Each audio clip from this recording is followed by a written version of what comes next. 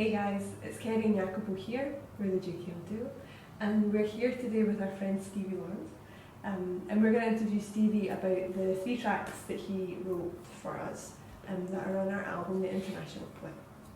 So Stevie. The first question we wanted to ask you is, how did you get started in music? I think like a lot of people of my generation, through school bands really. Just meeting up with friends after school, and just at the time we were actually doing our own material. I mean, my background then, or not my background, but the music I was listening to at that point was all rock music really. I hadn't really touched into the traditional or Celtic scene at that point. So I'd be, probably about 15, 16 at that point. And that was really, the first band, and we just got gigs around Glasgow, and that was how it all started. But we were all self-taught. The first band I was in, we were all self-taught, and that was really how it got started. From listening, like most people, from listening to music and then just wanting to play and get involved with people that played as well. Yeah. And what's your connection with Robert Burns? I think there's various. That started quite young as well. Actually, and even although, let's say, I wasn't playing traditional music at that time, I was certainly aware of it. Partly, really through my mother, who, my mother's side of the family were big Burns people, and my mum sang Burns, and actually, I've actually got a book here that she got as a prize. And this was, I remember talking to me about this. So this was awarded to her back in 1936, so my mum would have been 9. And it was awarded to Tina Newton by the Glasgow Primrose Burns Club for singing. So, I mean, the Glasgow Primrose Burns Club, I think they were based in the city centre. But I think they must have came to our school. And there must have been some kind of singing competition. I remember her saying that she got a prize for singing Burns, and I always remember that, and it was through my mum talking about that, and she always celebrated Burns Day as well. And so I became aware, probably as much of poetry maybe even at that point rather than songs. I remember her showing me the books that she had and so on. And then just, I'm just trying to think as it developed through my childhood as well. Definitely got Burns songs at school. There was a BBC schools radio programme called Singing Together, and I think that ran right through to maybe even 2000s. But back in the time, that would be primary school for me as well, and the programme at that point, it was mainly traditional songs of Britain at the time. And there was definitely Burns stuff in there. And then just as I eventually moved into playing traditional music, just about everyone I've played with in tradition has done a Burns song. Every band I've been in, or every singer that I've worked with has done Burns material at some point. So it just kind of got in there. There was no real big drive to do Burns songs in the early days, but through all the bands that I've worked with and so on, I've done Burns suppers all over the world with people. So it's been, so it kind of just developed through the years, So, I mean, the purpose of this interview is because we had you on this project, on the International Poet. We're super happy that he said yes, and we played 3 of your tracks, and which are The Lyric, Conrix, and Red Rose. But can you tell us, or at least can you tell the people that will be listening a bit more about how did you go about arranging this music? Yeah, well, thanks for asking me to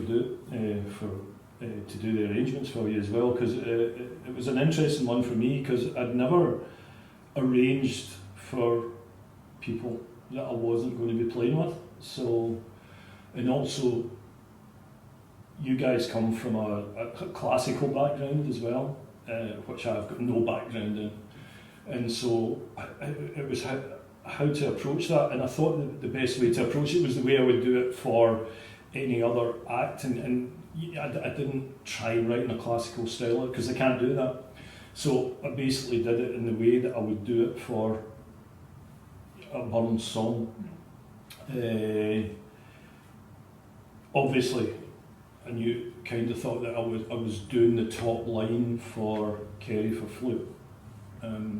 So I had to think away from a vocal and kind of do variations or try and move off the main melody line and try and just make it a bit more interesting for you to play. And yeah,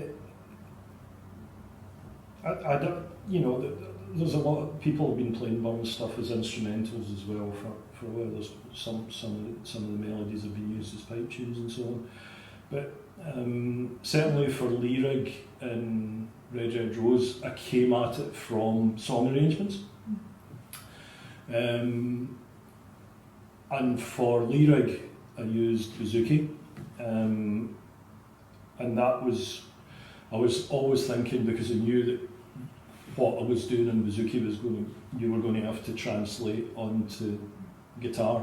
And so, you know, I was looking at the tunings and so on, and just so. I mean, you certainly for this piece, I thought you were going to be playing in standard tuning, and the difference for people that are new to the bouzouki, it's, well, people have got different tunings.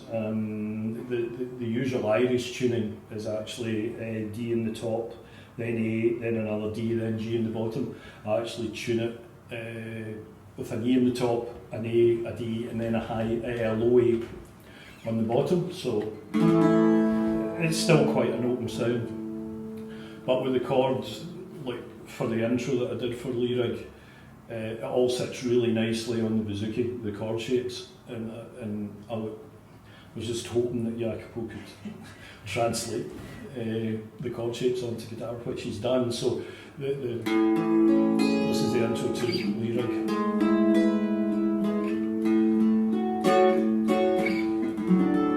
So you can see that they all sit really, you know, just fingering, you know, but I knew that wasn't going to be so much the case for Jacopo, but he did it.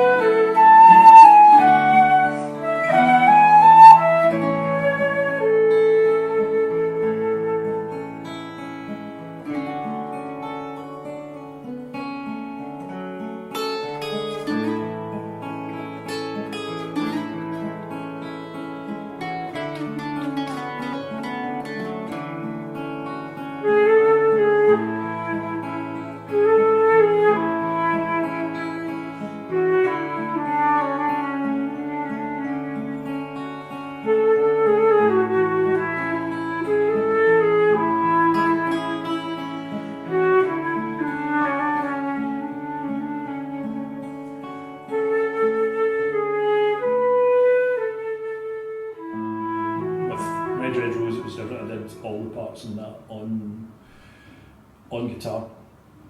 And then for Corn Rigs, which was the third piece I did, it was really more about the melody line for that. The chords kind of took care of themselves, you know, but it was just playing around with the melody a little bit more. And again, what I was conscious was trying to just do something in a more traditional kind of Celtic style, which you guys weren't familiar with playing so much, rather than me try and fake something classical for you guys to do. And I think the crossover worked, because you don't really usually use steel string guitar much, and you use that in Corn Rigs, and you moved on to whistle from that. So really, although it was the three sections of Corn Rigs, it's all in one tune. I still kind of arranged it like I would do a set of tunes for a Celtic band or a trad band, and that was how it all kind of came in.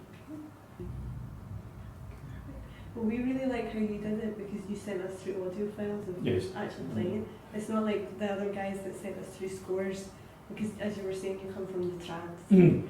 And that's what we really did want, because it is a Robert Burns album, you know. And so it was just really valuable to have, you know, that trad influence, and I think a lot of people around the country can connect with that as well. The ones that don't come from necessarily classical backgrounds, they've come from more the folk angle, and so there's an inroads in on this album, you know, with them. But yeah, you sent us through like an audio file of you playing like the guitar, the whistle, you know, the tunes and stuff on the bouzouki, and then it was up to us to write things out and to try things. But it was great because we had your sound and your ideas like pre-made there for us.